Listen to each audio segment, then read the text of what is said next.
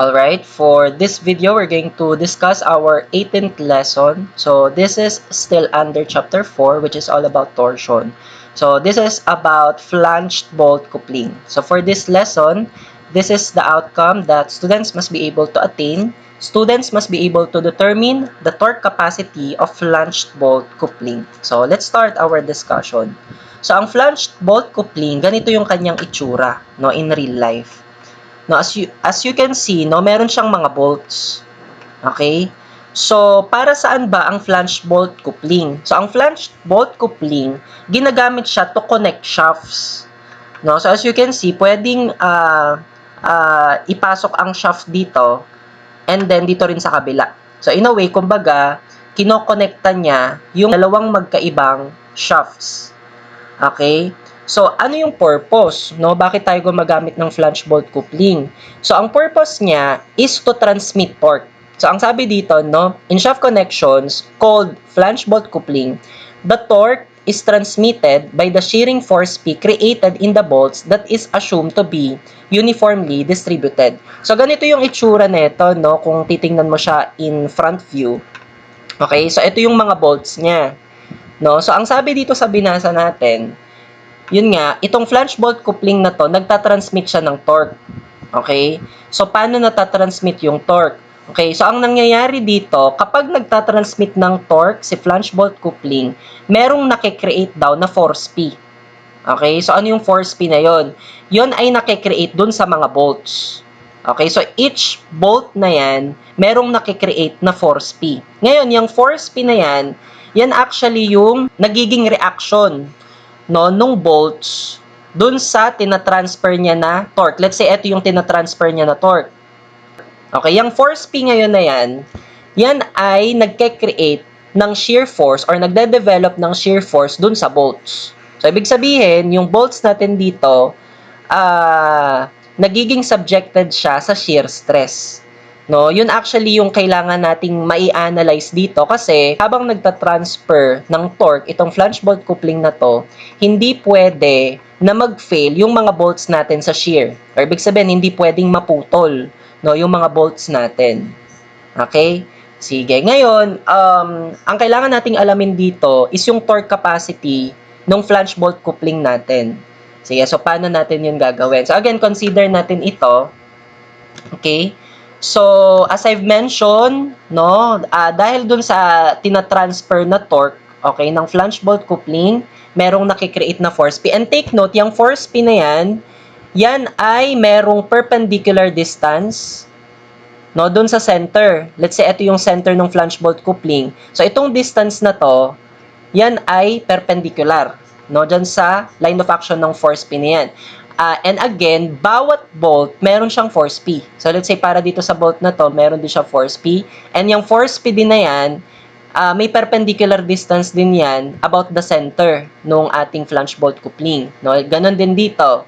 No? So, let's say, ito yung kanyang force P. Tapos, may perpendicular distance din yan dun sa center nung flange bolt coupling natin.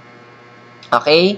Ngayon, yung perpendicular distances nila na yan, actually, yan yung radius R.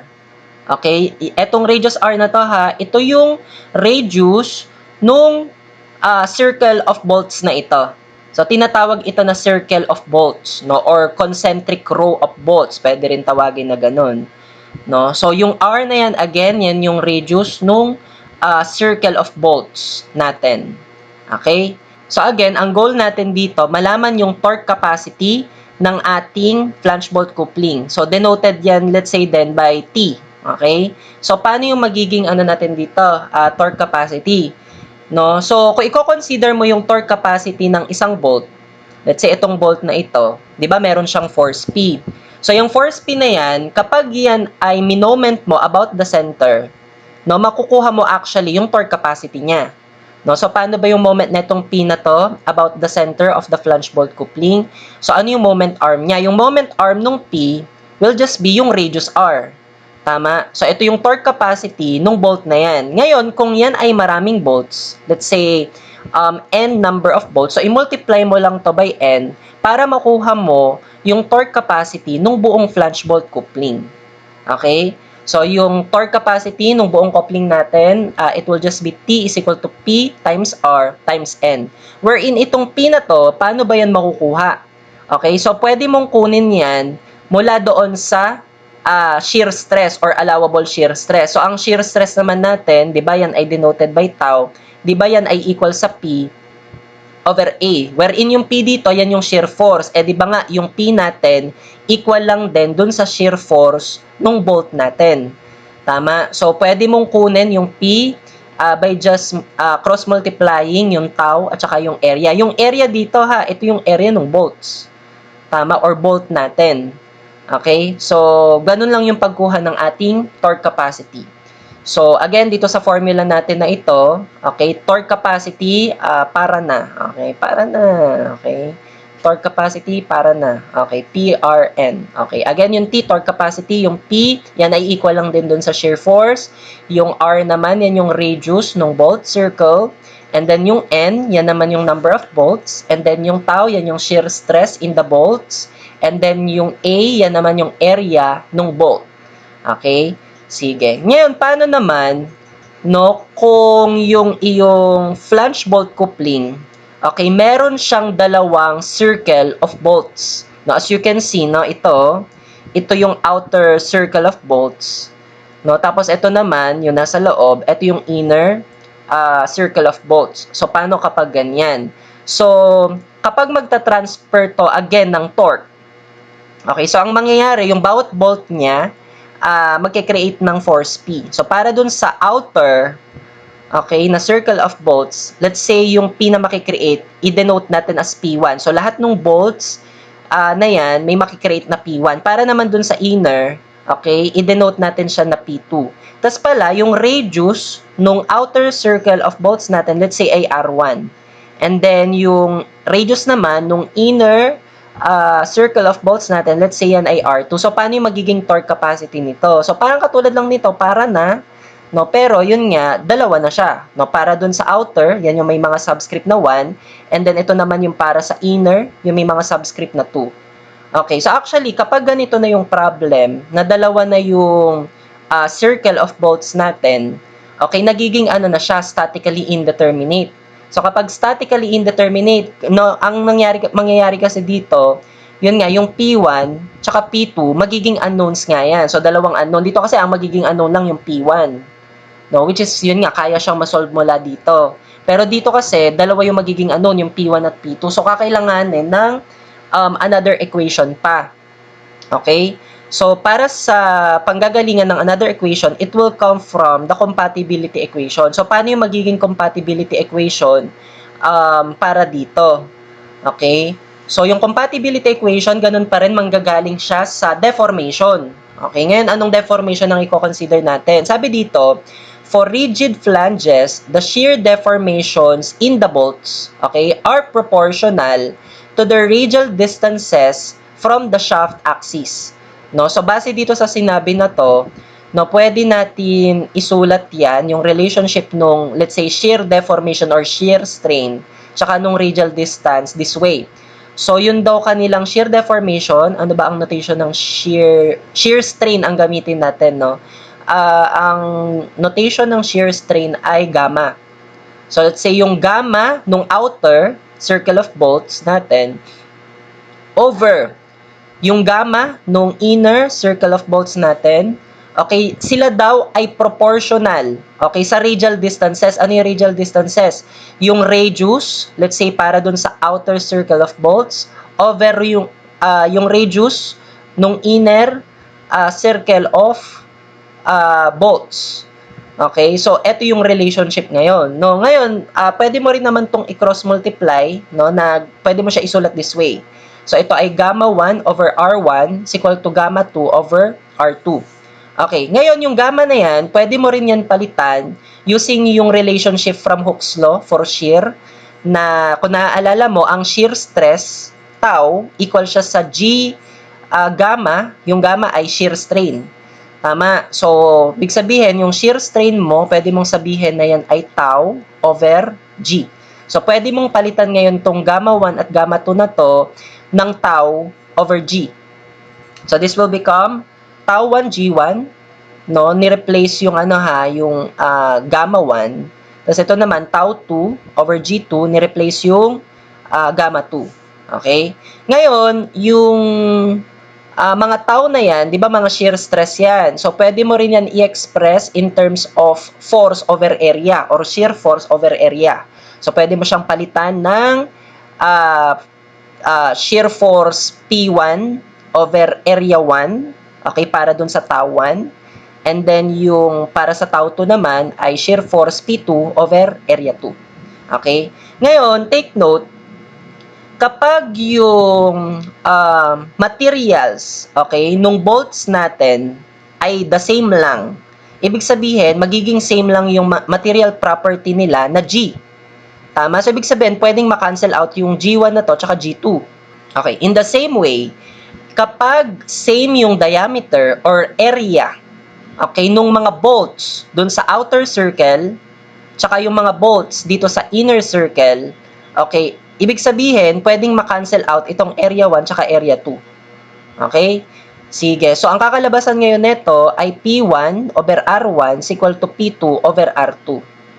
No? So, again, pwede mong directly gamitin itong relationship na ito kapag same yung material property at same yung area ng mga bolts dun sa outer circle at dun sa inner circle. Pero again, dito lang din siya nanggaling. Okay? Sige. So, actually, alin man dito sa mga ito, no, pwede mo gamitin as a compatibility equation. Okay? Sige. So, alalahanin mo, no, yung mga relationship na iyan. Okay. So, mula dito, we can now start solving sample problems. Okay.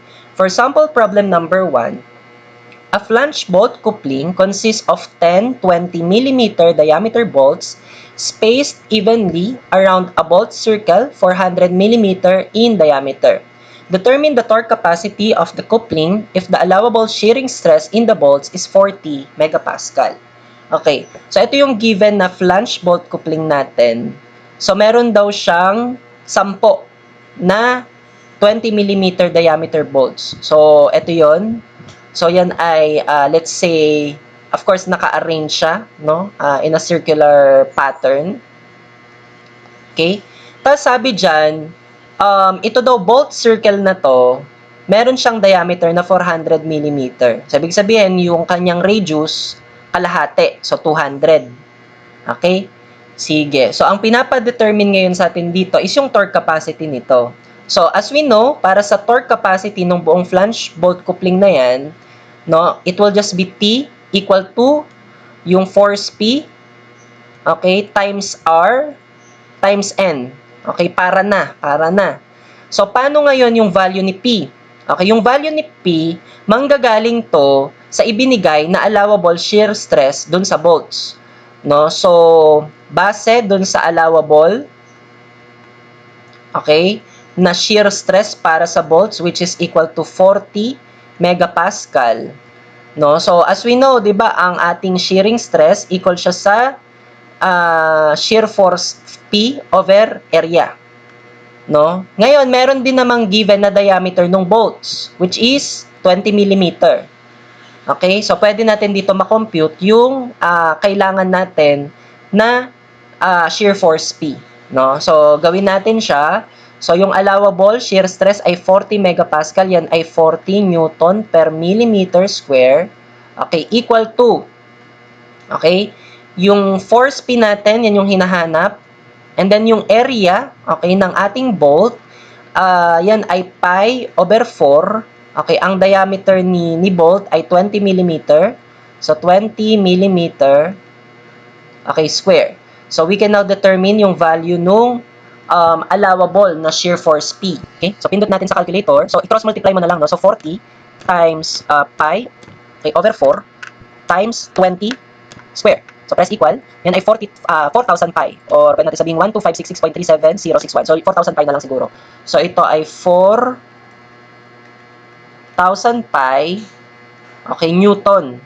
Yan ngayon yung gamitin natin na P dito sa formula natin. Okay, so yung P natin dito, yan ay 4,000 pi. Okay, naka-newton ito. Lagyan lang natin ng unit. Times. Okay, yung R natin, ito yung radius okay, nung ating bolt circle. So, ito yung bolt circle. Ang kanyang radius ay 200. So, yan ay 200. Okay, anong unit nung 200? Yan ay naka-millimeter. And then, yung number of bolts N natin, ilan daw? 10. Okay, so times 10. Okay? So, as you can see dito, sige, pag pinindot natin sa calculator, yan ay 4,000 pi times 200 times 10. So, yan ay 251,3274,1.23. Ano ngayon yung unit dito? So, as you can see, from the units nung PRN, yung PIN, so ito ay Newton, and then yung R natin naka-millimeter.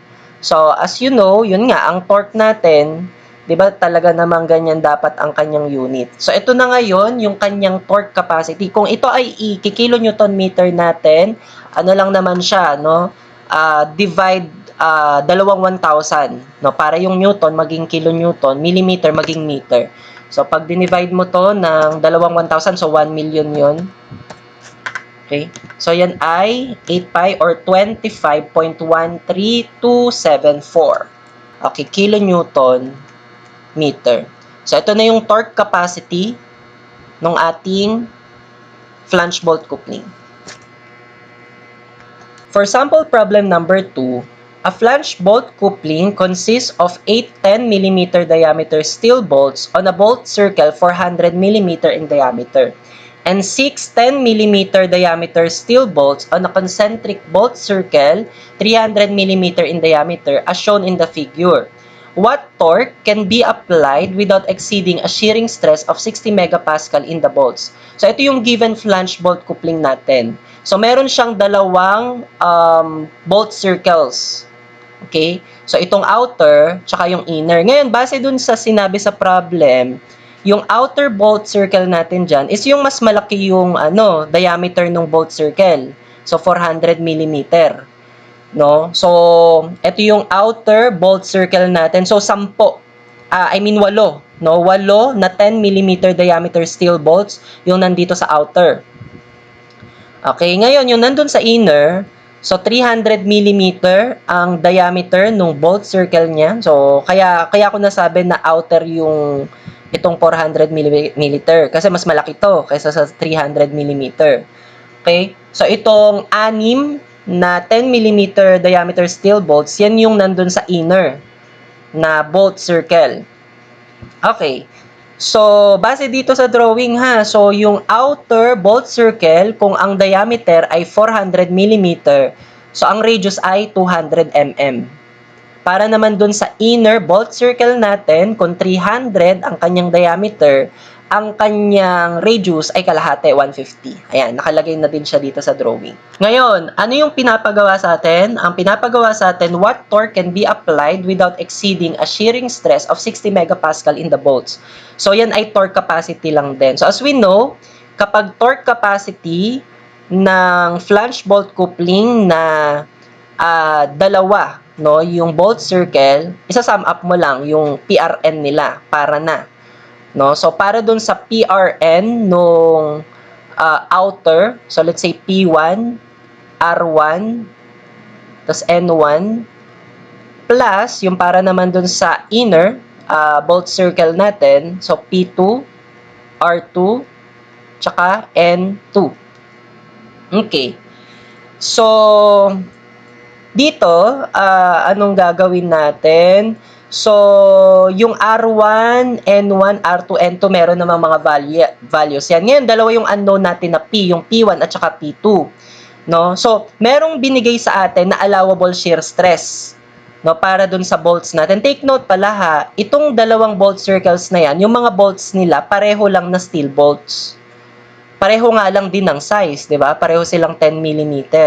Sabig sabihin, same ng material property, and then same ng area, no?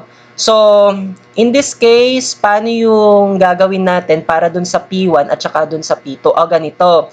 Base dun sa allowable, shear stress natin na 60 megapascal. Okay, compute muna natin yung magiging allowable na shear force P. No? So, kung i-compute natin, again, ang ating shear stress equal lang sa shear force P over area. So, kung 60 ang ating allowable shear stress, equal siya sa yung P, let's say allowable na shear force yan, over yung area. Ang diameter ng bolts natin ay 10 mm. So, ang area ay pi over 4, okay, 10 mm square. So, para dun sa magiging force P natin, pindot natin sa calcu. So, it will become 60 times pi over 4, okay, times 10 square. Okay, so ang kakalabasan na sagot ay 1,500 pi or 4,712.38898. Yung 1,500 pi na lang yung gamitin natin. So, ito ay 1,500, okay, pi. Okay, this is in Newton. Okay. Ngayon, paano mo malalaman kung yung P na to, no, na allowable shear force is yan yung P1 or yan yung P2? Okay? So, ngayon dito papasok no yung compatibility equation din natin. No, yung compatibility equation natin, kung babalikan natin dun sa kanina, okay? So, check mo kung alin yung pwede mong gamitin dito. Okay? Since dito, ang involved sa atin dito ay force P. No? Tapos take note, no? Same yung material property. So, canceled na yung G. Tapos same din ng area yung bolts natin. Okay, so, ibig sabihin, ito, pwede natin gamitin na ito directly. Yung P1 over R1 is equal to P2 over R2. So, kung isusulat natin siya, okay, for the compatibility equation, so, sulat ko siya, let's say, dito.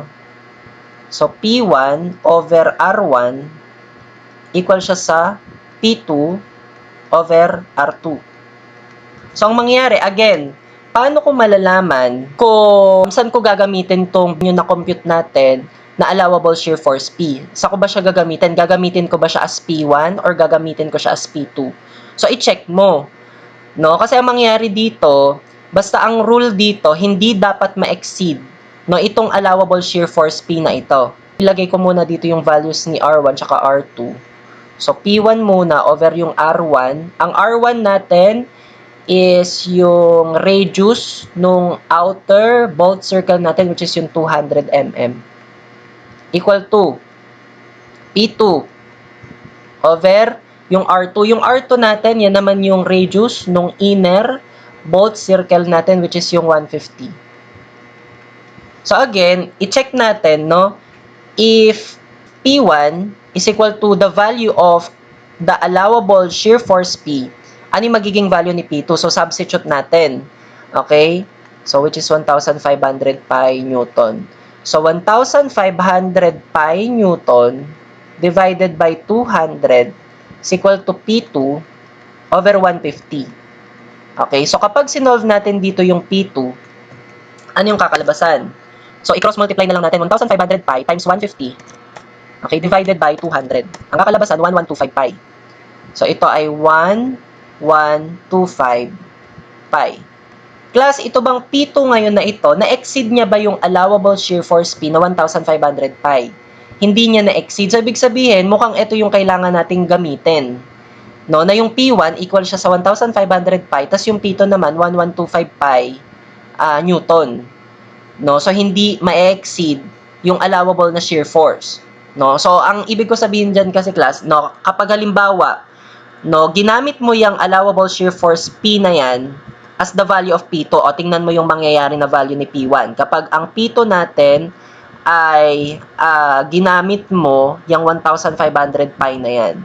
So, if you're going to solve P1, so P1 over 200, no, equal to yung P2, let's say, palitan natin ng 1,500 pi over 150. Tingnan mo yung magiging value ni P1. Ang magiging value niya, okay, cross multiply na lang natin, 1,500 pi, okay, times 200, okay, divided by 150. So, ang kakalabasan ay 2,000 pi. Plus, itong 2,000 pi na to, di ba na-exceed niya yung allowable na shear force? So, ibig sabihin, hindi pwedeng ito yung gamitin mo kasi magfe-fail. So, ibig sabihin nito, magfe-fail na yung outer circle of bolts natin. No, kapag ito yung ginamit mo, na value ni P1 at ni P2. No? So, dito class, no, meron nga naman din, no, mapapansin dito, na yung force P doon sa outer bolt circle natin, siya yung unang makaka-reach, okay, nung allowable na shear force P. No? So, lagi mo siyang doon i-equate. No? Yung allowable shear force P natin, i-equate mo siya parate doon sa force P nung outer bolt circle natin. Okay? Sige. So, mula dito, gamitin mo tong value ni P1 at P2 na ito. Okay? Okay, take note ha. Again, pakita ko lang din na since kapag yung P1 mo ay 1,500 pa, yung P2 natin, mas maliit siya kesa dun sa allowable na P na 1,500 pi Newton. Therefore, siya ay safe. On the other hand, kapag ito yung ginamit mo na value ni P1 at P2, so itong P1 na 2,000 pi Newton, no, ma-exceed niya yung allowable na 1,500 pi Newton. Therefore, hindi siya magiging safe. Okay, unsafe siya. So therefore, ito yung gagamitin mo nga, no, na values ni P1 tsaka ni P2. So kapag ginamit mo yung values niya dito, sige, substitute natin siya dito. So yung P1 natin, ang value niya ay 1,500 pi Newton. Okay, times yung R1 natin. Yung R1 natin ay 200 mm. Okay, tas yung N1, ang bilang ng bolts doon sa outer bolt circle natin ay 8. Okay, plus yung P2 ngayon natin ay 1125 pi. Di ko nalagyan ng unit, same lang naman ang unit niya doon sa nauna, no? And then yung kanyang radius, no, ang inner bolt circle natin 150 ang kanyang radius. Okay, tapos yung N natin dito, ilan ang bilang ng bolts sa inner bolt circle? 6. Okay, so ito ay times 6. So mula dito, pwede na natin itong ipindot sa calculator. Okay, so ito ay 1,500 pi, okay, times 200 times 8 plus, okay, 1125 pi times 150 times 6. So press equal. So ang sagot dito ay 10720,684.93. Okay, ito ay naka-Newton millimeter. Ngayon, kapag kinilo Newton meter mo ito, divide mo lang by 1 million. So, divided by 1 million, yan ngayon ay 10.72068. Ito ay kilonewton meter. Okay, pwede mo na ito i-box. So, ito na yung sagot, no, para dito sa problem na ito. Okay. Now, for our third sample problem, a flange bolt coupling consists of 6 1/2-inch steel bolts evenly spaced around a bolt circle 12 inches in diameter, and 4 3/4-inch aluminum bolts on a concentric bolt circle 8 inches in diameter. What torque can be applied without exceeding 9,000 psi in the steel or 6,000 psi in the aluminum? Assume G for steel equal to 12 times 10 raised to 6 psi and G for aluminum equal to 4 times 10 raised to 6 psi. Okay, so since walang drawing ito, no? So let's say drawing natin yung ating flange bolt coupling.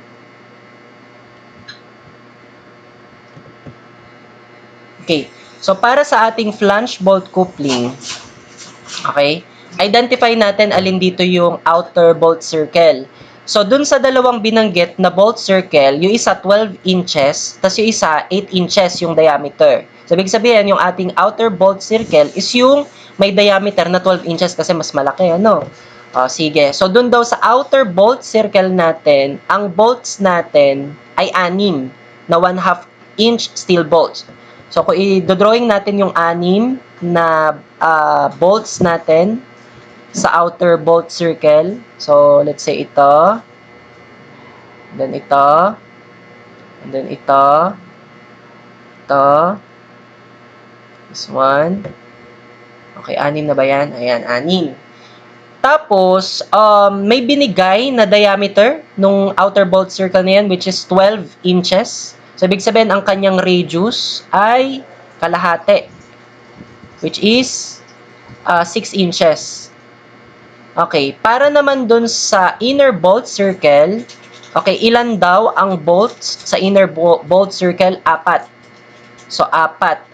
So, paano natin i-drawing yung 4 na bolts? Sige, drawing natin. 3/4 inch aluminum yan na bolts. So, 1, 2, 3, 4. So, let's say yan yun. Ngayon, yung radius neto, kalahati nung binigay na diameter. Ano daw yung diameter ng inner bolt circle? 8 inches. So, ito ay 4 inches. Okay. Sige. Anyway, so mula dito, anong next na gagawin natin? Or anong pinapagawa sa atin? Yung torque capacity pa din. Pero may mga binigay na allowable stresses para kay steel at saka kay aluminum. Okay? Take note yung outer, yung para kay steel. Yung inner, yung para kay aluminum. Sige, so paano yung gagawin natin dito? So, para dun sa ating torque capacity, it will just be T equal to P1, R1, N1. Para ito dun sa outer bolt circle. Plus, P2, R2, N2, para dun sa ating inner bolt circle. So, take note, yung para dun sa outer bolt circle, no? So, ito yung kanyang P1. Okay, so pwede ko sabihin ha na yung P1 na lang, ang gamitin na lang natin na pangalan ay PST. Kasi steel yan. Para naman doon sa may inner bolt circle natin, let's say ito ay P2, sabihin ko na lang na ito ay P for aluminum. Okay? Tapos, again, yung 6 inches para to dun sa radius nung outer. Yan yung R1. Yung 4 inches, yan naman yung para sa inner. Yan yung ating R2. Okay. So, kung i-rewrite natin to, let's say yung P1, gawin ko na lang ito na PST. Yung R1 natin, sige, lagay na natin yung value. Yan ay 6 inches. And then yung N1 natin, ilan yung bilang nung bolt sa outer bolt circle? 6. So, times 6 din. Plus, yung P2 natin, pangalanan ko na lang to na P aluminum. And then yung R2, yan ay 4 inches. Okay, tas yung number of bolts sa inner bolt circle ay 4. Okay, so times 4. Okay. So, in this case, no, may dalawa tayong unknown na PST tsaka PAL. So, kailangan natin dito ng compatibility equation. Ang mga binigay kasi sa atin dito ay stresses. Okay, stresses. Tapos, hindi naman same yung material, hindi rin same ng area. So, kung babalikan natin yung yung sa mga compatibility equation natin kanina. Sige, so ano yung pwedeng gamitin natin dito? Actually, ito pwede natin gamitin. Yung tau 1 over G1 R1 equals to tau 2 over G2 R2. Pero siguro ang gawin natin, yung para sa may subscript na 1 para na sa steel, yung para sa may subscript na 2 para na dun sa aluminum. Sige, so sulat natin siya. Tau over GR, sa labas ko na lang ilagay yung subscript, ito ay para sa steel, equal din siya sa tau over GR para sa aluminum. Okay. So, of course, hindi mo pwedeng gawin na i-substitute mo yung allowable na stress, let's say, for steel na 9,000 PSI. Tsaka yung allowable para sa aluminum na 6,000 PSI. So, hindi mo pwedeng gawin na yung mga yan, isa-substitute mo mismo sa tau neto. Hindi. Kailangan i-check mo muna kung magiging safe ba sila. Okay? So, paano natin yun gagawin? So, kung isusulat ko na yung mga given dito, no? So, let's say ito ay tau for steel. over yung G ni steel. Ano ba yung G ni steel? 12 times 10 raised to 6 PSI yan. Sige, sulat natin yung units natin. PSI. Okay, tas yung radius para dun kay steel, di ba ito yung ano ha, yung sa outer circle, yan yung R1 which is 6 inches. Para naman kay aluminum, okay, yung G ni aluminum ay 4 times 10 raised to 6 PSI din. Tas yung kanyang radius, para yan sa inner bolt circle, yan ay 4 inches. Okay. Ngayon, ganito. Sulat natin yung relationship ni tau ST at saka ni tau AL. So, ang gawin mo, cross-multiply mo tong 12 times 10 raised to 6 PSI times 6 inches dun sa numerator, no? So, magiging tau ST equal to, okay, cross-multiply natin.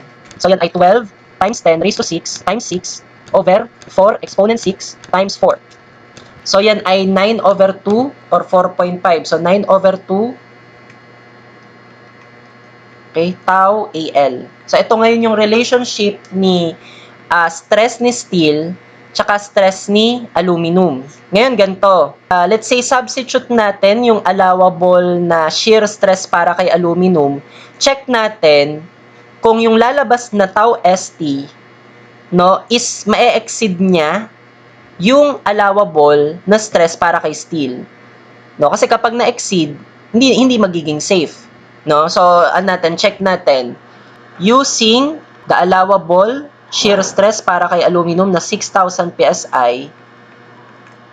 Okay, so ang magiging value ni tau ST, sige nga, substitute mo, 9 over 2 times 6,000. Ano yung kakalabasan na tau ST? So, 9 over 2, multiply natin ng 6,000. So, ang kakalabasan ay 27,000 PSI. Compare mo ngayon itong tau ST na to dun sa allowable na shear stress para kay steel. Ang allowable shear stress para kay steel ay 9,000 PSI. So, class na exceed. So, kung na-exceed niya yung allowable, therefore, hindi ito okay. This is unsafe. No? So, anuin mo naman, baligtarin mo naman, no, yung relationship ni aluminum at saka ni steel. So, ang gawin mo, ang mangyayari dyan, yung shear stress natin for aluminum equal siya sa, cross-multiply mo tong 2 na to, tsaka yung 9 dun sa kabila. So, it will become 2 over 9 tau steel. Using yung allowable para kay steel, which is 9,000 PSI. Okay, substitute mo na nga agad. So, yung magiging stress kay aluminum ay, sige, so 2 over 9 ito this time.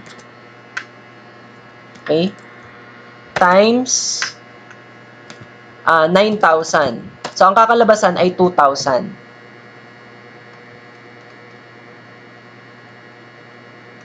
Okay. Ito bang na-compute natin na shear stress kay aluminum, na-exceed niya ba yung allowable shear stress para kay aluminum na 6,000 PSI?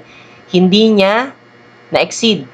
So, dahil hindi niya na-exceed, ibig sabihin, ito ay safe.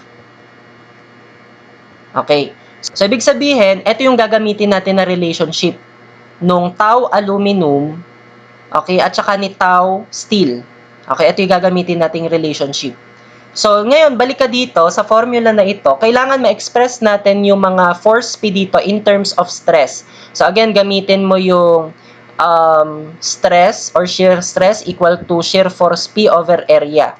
So, i-express mo yung mga P natin in terms of tau times area.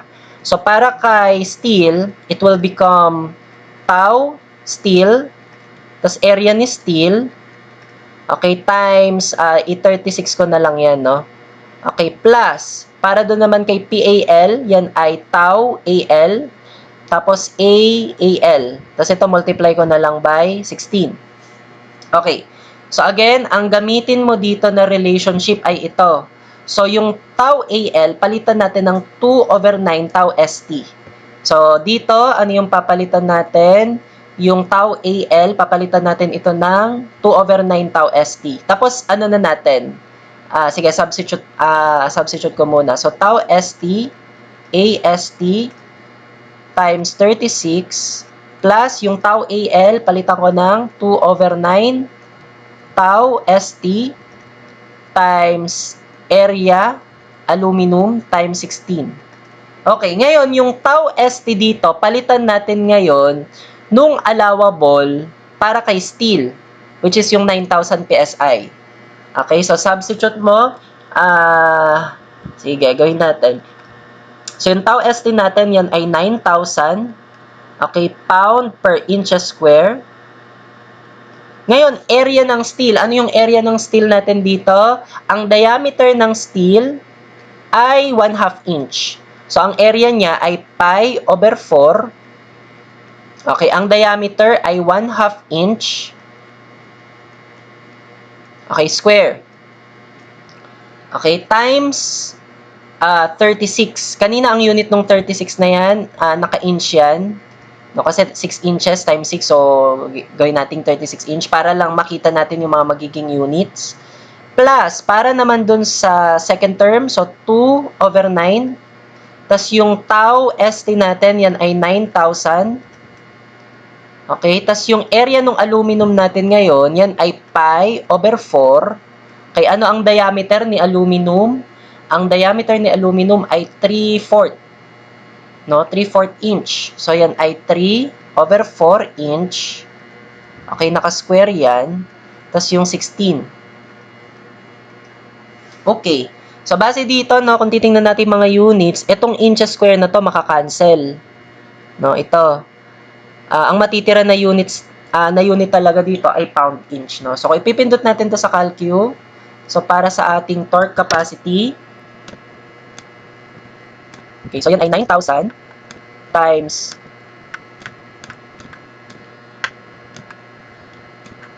pi/4 times ang 1/2 ay 0.5 tas naka-square times 36 plus 2/9 times 9,000 times pi/4 times ang 3/4 ay 0.75 na lang square times 16. So ang kakalabasan ay 24,750 pi or 7775.41818. Okay, ang unit ngayon nito ay naka-pound inch. So ito na yung sagot para dito sa problem na ito. Okay? Sige. So that ends our discussion. I hope that you learned. So consider subscribing to this channel. Paki-like and share din itong video na ito and paki-follow ako sa TikTok and Facebook. God bless you.